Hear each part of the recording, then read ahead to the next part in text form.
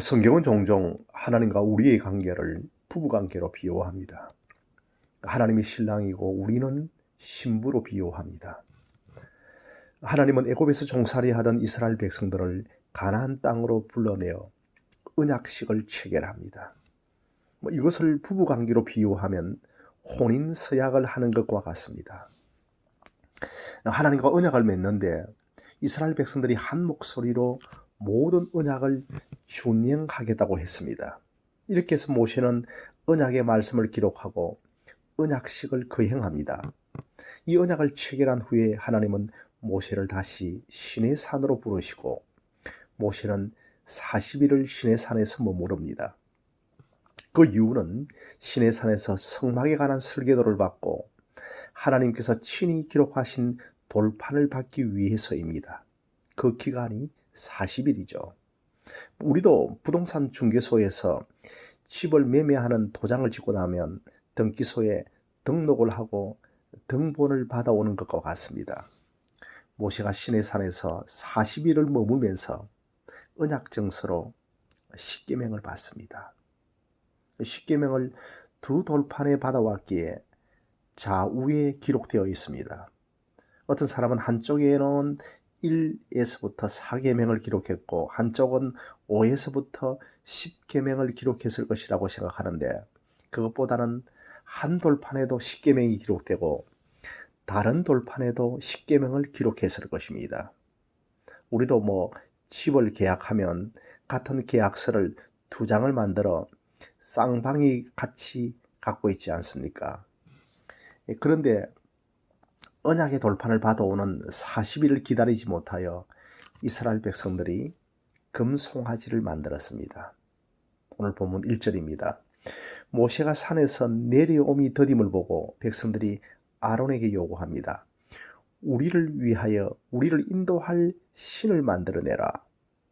우리를 애굽에서 인도하여 낸 모세는 시내산에 올라갔는데 어찌 되었는지 알지 못하겠다라고 불평을 합니다. 여러분, 이스라엘 백성들이 40일을 기다리지 못한다는 것을 하나님이 아셨을까요? 모르셨을까요? 하나님이 아셨을 것입니다.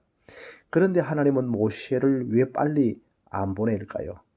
모세는 40일이 다 되어 내려옵니다. 하나님이 아신다면 금송아지를 만들기 전에 내려보내면 되는데 그렇게 하지 않으셨을까요? 저는 이렇게 봅니다. 하나님은 이스라엘 백성들이 얼마나 우상에 물들어 있는지 알기 위해서 그렇게 하였을 것이라 생각합니다. 인간 안에 얼마나 우상 숭배의 마음이 가득 차 있는지 드러내는 기간이라고 봅니다. 2절입니다. 아론이 너희 아내와 너희 자녀들에게 금고리를 빼어 가져오라고 합니다. 모든 백성이 금고리를 빼어 아론에게 가져옵니다. 아론이 그것을 받아서 이제 털에 붓고 조각칼로 송아지 형상을 만들고서 이는 너희를 애굽에서 인도하여 낸 너희의 신이라고 합니다. 아론이 금고리를 가져오라고 하니까 이스라엘 백성들이 다 가져옵니다. 출애굽을 할 때 애굽에서 가져온 금상식이죠. 여러분, 아깝지 않을까요? 그들은 선뜻 귀한 금을 갖다 바칩니다. 그 이유는 더 큰 이익이 있을 것이라고 생각하고 바칩니다. 여러분, 이것이 우상 숭배입니다. 그리고 아론이 하는 말이 이는 너희를 애굽에서 인도하여 낸 신이라고 합니다. 이 금송아지를 보고 아무도 반대하지 않습니다. 지금까지 애굽에서 금송아지를 숭배하며 살았기 때문입니다. 너무나 익숙한 신이었기 때문입니다. 전혀 어색하지 않습니다. 금송아지를 보면서 매우 자연스럽습니다. 이스라엘 백성들은 몸은 애굽을 떠났지만 마음은 여전히 애굽에 가 있습니다. 아론이 그 앞에 단을 쌓고 내일을 여호와의 절일이라고 합니다. 다음 날 번제와 화목제를 드리고 백성이 앉아서 먹고 마시며 일어나서 뛰어놉니다. 살아계신 참 하나님 여호와를 배반하고 금송아지를 여호와라고 하면서 제사를 드리고 그 앞에서 축제를 벌이고 있습니다. 한마디로 엄란한 이방신을 섬기는 축제입니다. 그런데 우리가 한 번 더 살펴야 하는 것은 이스라엘 백성들이 아론에게 1절에 이런 말을 합니다. 우리를 위하여 우리를 인도할 신을 만들라 합니다. 우리를 위하여 하나님을 형상을 만드는 것입니다. 내 자신을 위하여 하나님 믿는 것은 우상 숭배입니다. 여러분, 우리 안에 얼마나 우상 숭배가 가득한지 모릅니다. 10계명 중에 제2계명이 무엇입니까? 너를 위하여 우상을 만들지 말라. 자기를 위해, 자기의 유익을 위해 하나님을 형상으로 만들어 섬기는 것이 잘못됐다고 말하는 것, 이것이 제2계명이지만 골로새서 3장 5절에는 탐심이 곧 우상 숭배라고 했습니다. 구약의 북이스라엘의 초대왕이 여로보암이죠. 원래는 솔로몬의 신하였고 높은 관리였습니다. 열왕기상 11장에서 여로보암은 솔로몬 시대 때 일을 잘하여 신임을 얻었는데 솔로몬이 온갖 우상 숭배로 범죄를 저지릅니다. 궁의 후궁들을 이방 여인들을 맞이하다 보니 그들이 믿는 신을 가져오고 궁 안에는 이방 신전을 씌웁니다. 그러자 하나님의 선지자 아히야가 자기의 옷을 12조각으로 찢어서 10조각을 여로보암에게 주면서 이 나라의 10지파를 너희에게 준다고 합니다. 이 말을 들은 솔로몬이 여로보암을 죽이려고 하자 애굽으로 피난을 갑니다. 세월이 흐르고 솔로몬이 죽고 난 후에 솔로몬의 아들이 이제 르호보암이죠.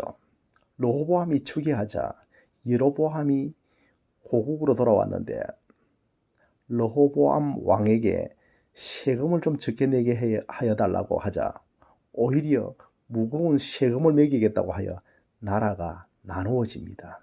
근데 그렇게 하여서 이제 북쪽은 북이스라엘이요, 남쪽은 남방유다가 되죠. 이 북쪽을 다스리는 여로보암이 왕이 되었지만 염려가 한 가지 있습니다.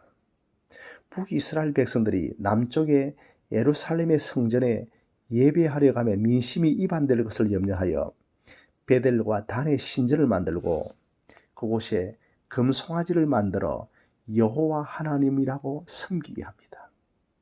이것이 북이스라엘이 더 많이 범죄하고 더 빨리 망하게 하는 계기가 됩니다. 여로보암이 신전을 만들고 금송아지를 만드는 이유가 무엇입니까? 여로보암이 애굽에 망명가 있는 동안에 배운 것이 금송아지 숭배입니다. 이렇게 여로보암이 금송아지의 형상을 만든 것도 자기의 왕권을 지키기 위해서입니다. 이것이 바로 우상 숭배입니다. 물론 금송아지를 섬긴 것은 아니지만 백성들의 마음이 동요함을 막기 위하여 제사를 드린 사울의 예도 봅니다. 사무엘상 13장을 보시면 사무엘이 사울에게 일주일을 기다리라고 합니다.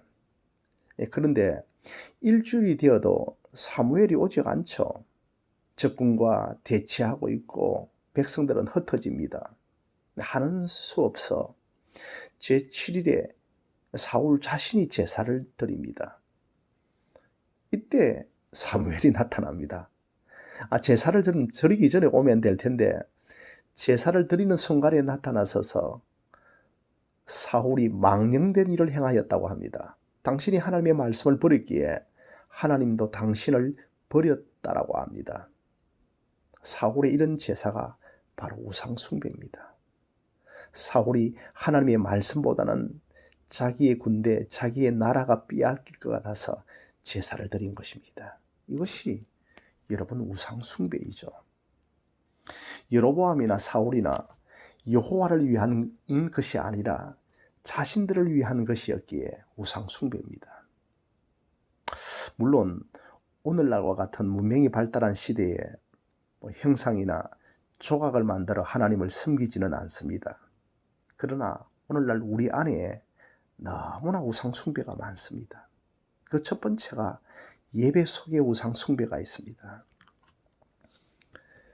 예배는 하나님 중심적인 예배여야 하는데 우리 중심적인 예배가 되었습니다.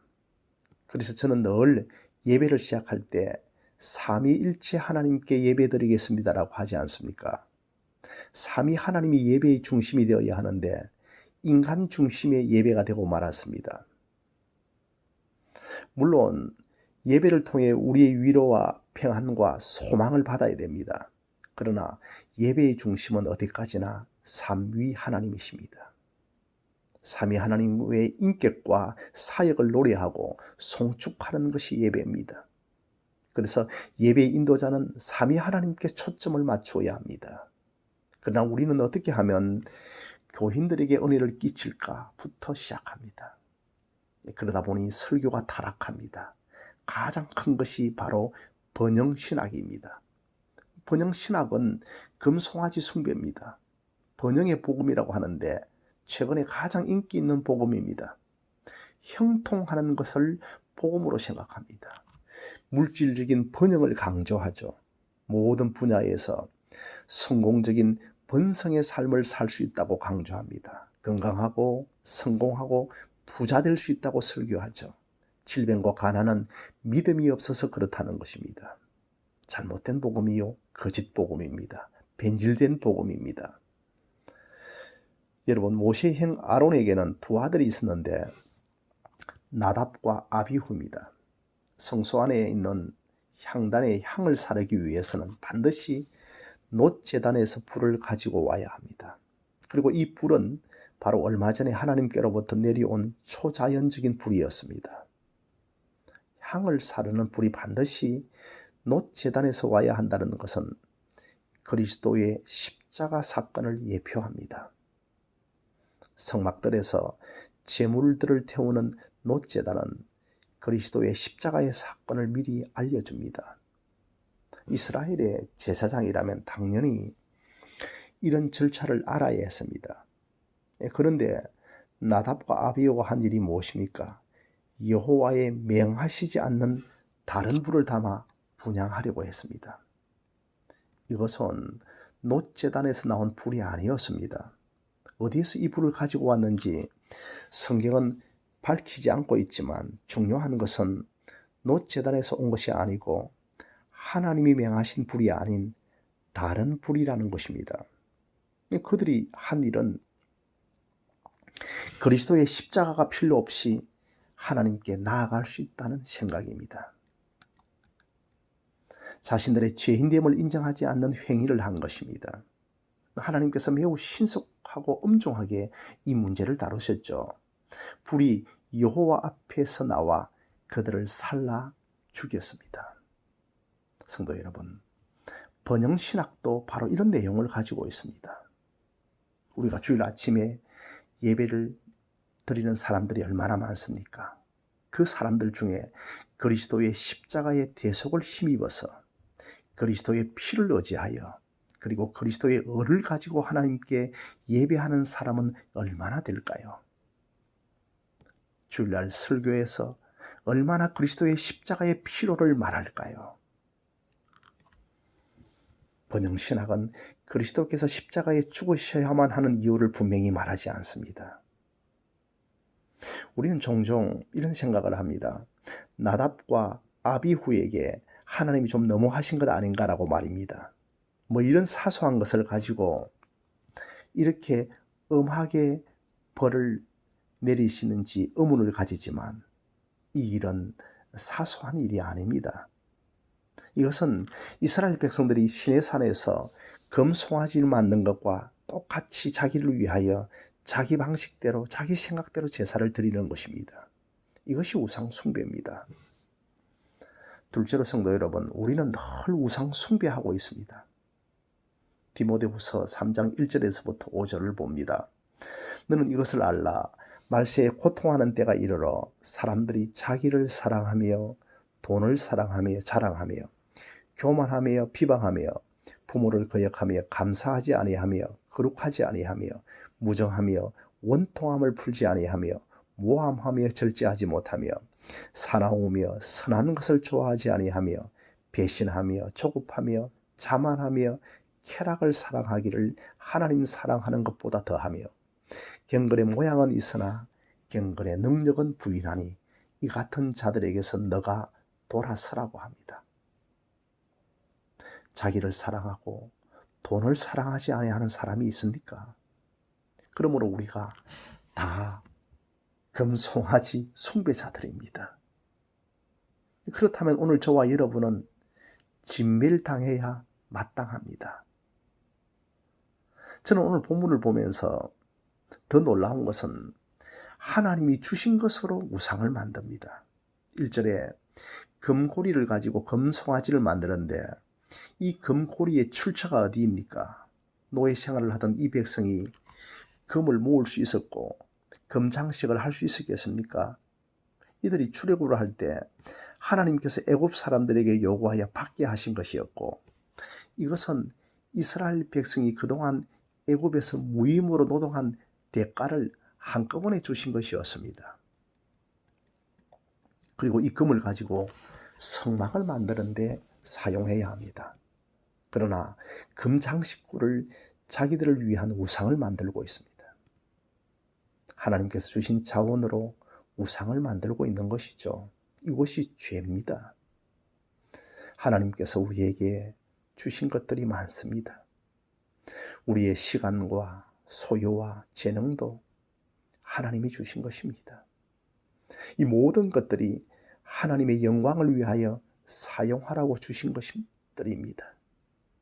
복음을 위하여 사용하라고 주신 것들입니다. 그것을 자기의 일을 위하여서, 자기의 유익을 위해서 사용하는 것이 죄이고 우상 숭배입니다. 여러분, 출애굽기 32장의 이 금송아지 사건은 참 귀한 교훈을 줍니다. 여러분 한번 출애굽기를 살펴보십시오. 출애굽기 20장에서 십계명을 받고 24장에서 그대로 다 이행하겠다고 언약식을 체결하고 35장 이후에 보면 성막을 하나님이 지시한 대로 순종하여 잘 세웠습니다.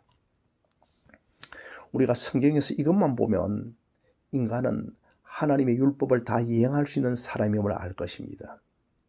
그러나 32장의 금송아지 우상 숭배를 보면서 우리 인간 스스로는 율법을 이행할 수 없는 존재임을 알게 됩니다. 인간은 철저하게 타락한 죄인임을 출애굽기 32장이 알게 해줍니다. 하나님과 맺은 언약을 우리는 결코 행할 수 없고 예수 그리스도의 십자가로 맺어준 은혜의 언약 없이는 심판을 받을 수밖에 없음을 알게 합니다.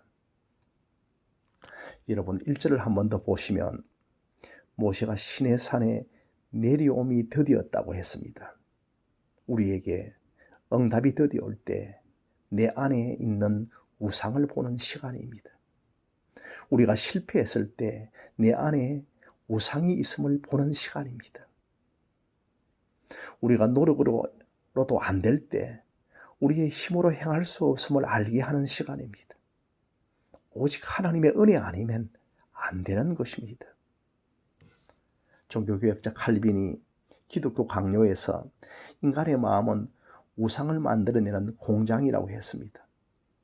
만물보다 거짓되고 심히 부패한 것은 마음이라 누가 능히 이를 알리오라고 예레미야 17장 9절에서 말씀했습니다. 여러분 이것이 성경이 보는 인간의 마음입니다. 바로 우리 자신의 마음입니다. 언제라도 우리의 마음은 우리 자신을 속이고 우상에게로 향합니다. 출애굽기 20장에서 십계명을 받았지만 이때까지만 해도 율법을 지킬 능력이 우리 안에 없다는 것을 몰랐습니다. 그래서 출애굽기 24장에서 율법을 우리가 다 이행하겠습니다라고 화답했습니다. 율법을 행할 능력이 자신들 안에 있다고 착각한 것입니다. 그러나 얼마 가지 않아서 출애굽기 32장에서 율법을 행할 능력은 고사하고 우리가 얼마나 부패한 우상 공장인 줄 알게 된 것입니다. 사도 바울은 로마서 7장에서 오라 나는 공고한 사람이로다. 누가 나를 이 사망의 몸에서 건져낼 것인가 라고 율법 앞에 탄식하고 절망했습니다. 여러분 율법은 나쁜 것이 아닙니다. 율법은 신령한 것입니다. 신령한 율법을 가졌음에도 불구하고 우리는 그 율법을 깨뜨릴 뿐 그것을 지키지 못하는 한계와 이중성을 가지고 있습니다. 이스라엘 백성들은 이제야 율법을 지키지 못한다는 것을 알았습니다. 그렇다면 성도 여러분, 무엇이 필요하겠습니까? 복음이 필요합니다. 우리도 마찬가지입니다. 만약에 우리가 그 시대에 살았더라면 더 앞장서서 금송아지를 만들었을 것입니다. 그러므로 우리도 똑같이 필요한 것이 복음입니다. 이스라엘 백성들은 자신들 스스로 지킬 수 없는 율법을 대신 온전하게 지켜주실 그리스도가 필요합니다. 그러면 금송아지 우상을 만들고 죄를 지은 후에 모세를 통하여 복음을 주시는 것입니까? 아닙니다.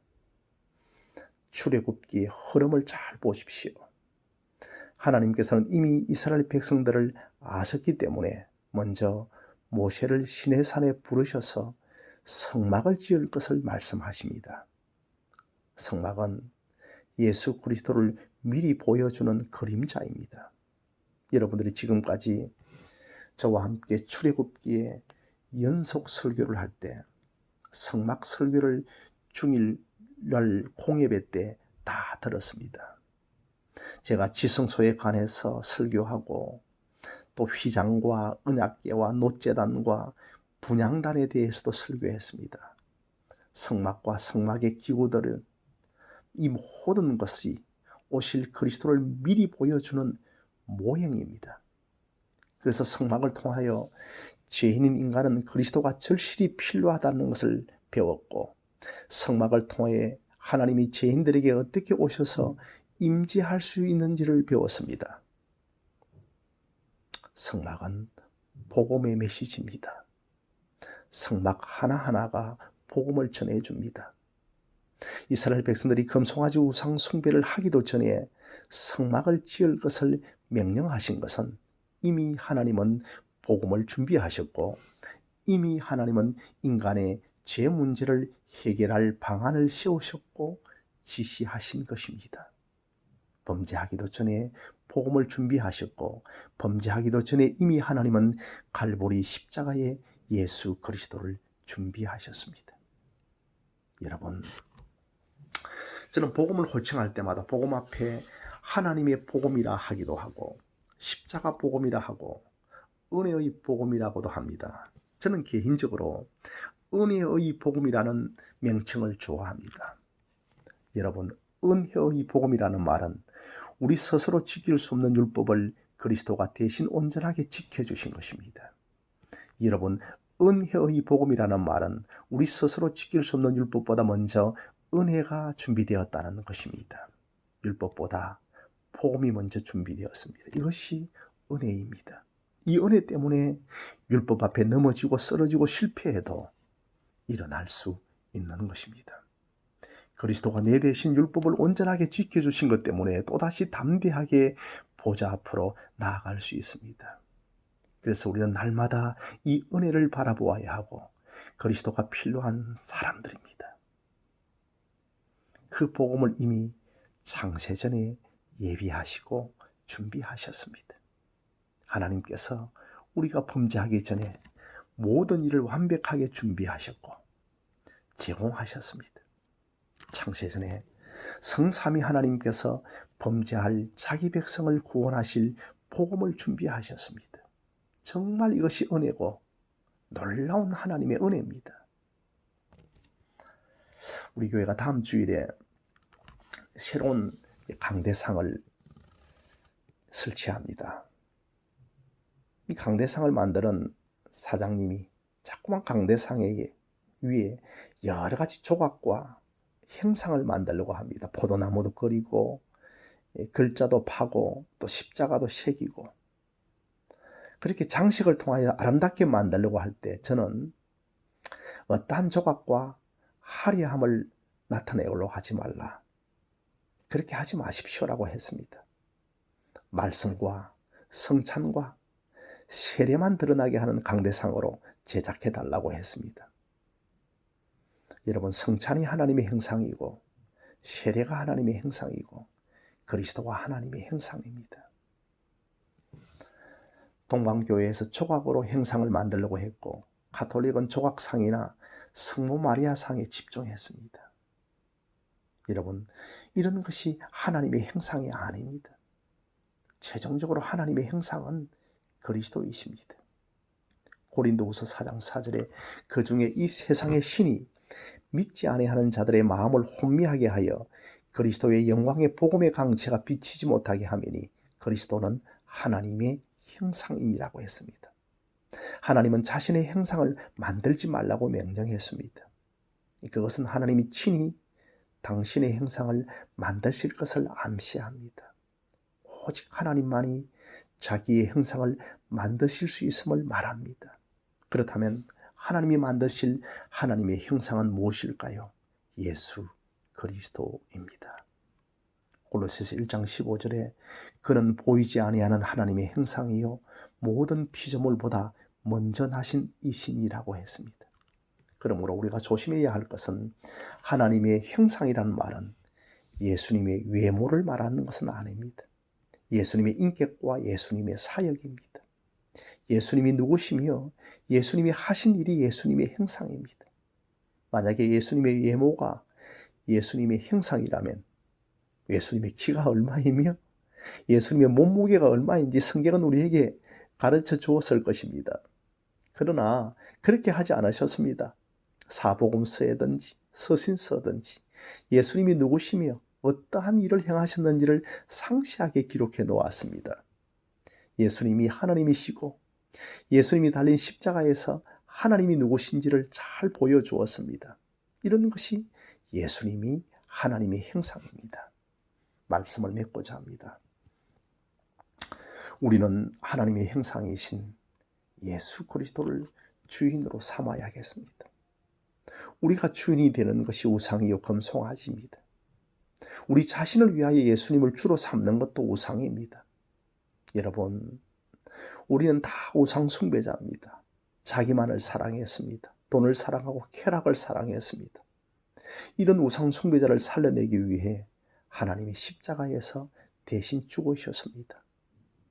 자신을 사랑하고 돈을 사랑하는 우리를 구원하기 위해 참된 신이 사람이 되시고 십자가에 죽으셨습니다. 이 놀라운 십자가의 은혜가 우리의 삶 속 곳곳에 들어와서 십자가의 은혜가 더 확대되고 커지기를 바랍니다. 그리스도의 영광의 복음의 강체가 더 많이 비춰지기를 바랍니다. 하나님의 형상이신 그리스도의 아름다움과 가치를 더 많이 알아가고 더 많이 누리고 더 만족하시기를 바랍니다. 내가 만약에 어떤 반지에 도장을 찍을 수 있다면 도장을 찍을 때 거기에 형상이 찍히게 될 것이고, 그렇지 않습니까? 우리의 신앙과 삶 속에 하나님의 형상이신 그리스도가 새겨지기를 바랍니다. 그리 보이지 않는 하나님의 형상이신 그리스도를 사람들에게 많이 가져가기를 바랍니다. 아무쪼록 하나님의 형상이신 그리스도 예수로 만족하고 그분을 온전히 구주와 주님으로 믿으며 이 땅의 믿음의 길을 잘 걸어갈 수 있는 이 코로나의 힘든 상황 속에서도 각자의 처소에서 하나님의 살롬을 경험하며 살아갈 수 있는 저와 여러분들이 되어지시기를 주님의 이름으로 간절히 축원드립니다.